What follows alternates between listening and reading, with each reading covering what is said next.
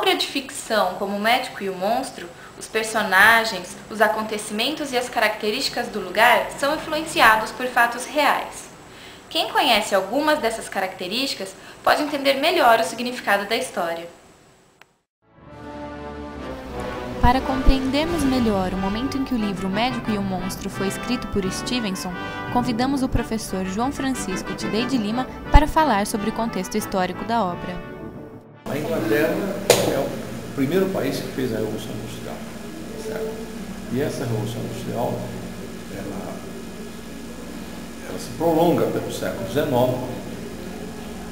A Inglaterra é o cenário, né, dos acontecimentos mais transformadores que vão, digamos assim, mudar a face do mundo, né? No século XIX, dizia já um escritor francês, Victor Hugo, né? O século XIX é uma espécie assim, de parto da civilização, tá certo? É quando vai se formar ultimamente o capitalismo. E a Inglaterra é o centro, né? É o país que tem o maior império colonial, tá certo? A Inglaterra é o país onde a Revolução Industrial está mais avançada. É o país onde, não é, as questões sociais afloram com maior riqueza.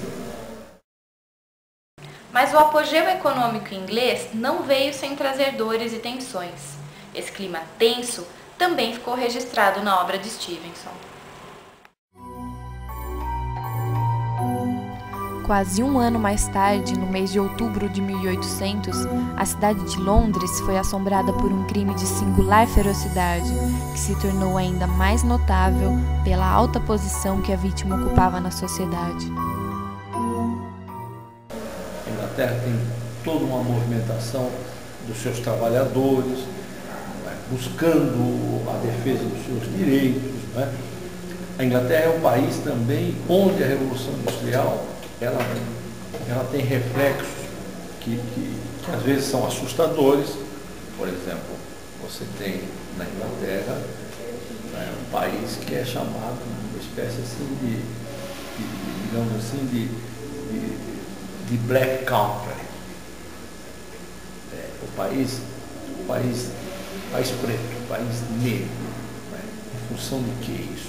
Em função das condições de trabalho, principalmente nas minas de carvão, etc.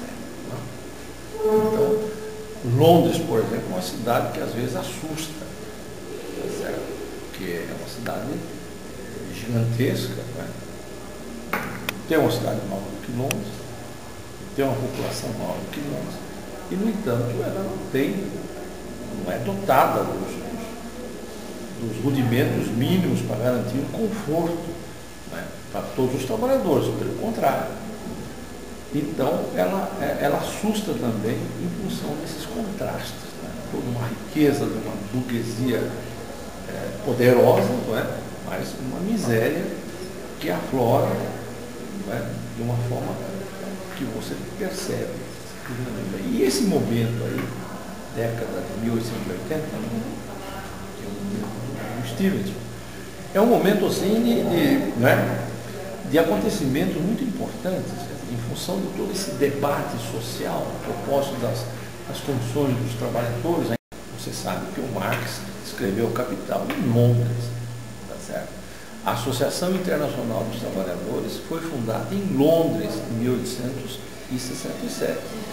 O Capital, né, o primeiro volume do Capital, saiu, a Associação Internacional dos Trabalhadores foi criada em 1864, em Londres.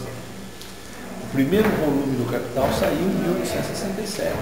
E o Marx praticamente produziu o Capital também em Londres. Era uma época de ebulição. Sim, de ebulição social muito grande, na verdade, muito grande. E em 1860, claro, é a época também, né, do socialismo utópico, né, as utopias socialistas, elas são veiculadas, e alguns até socialistas utópicos tentam levar à prática, né, as suas ideias.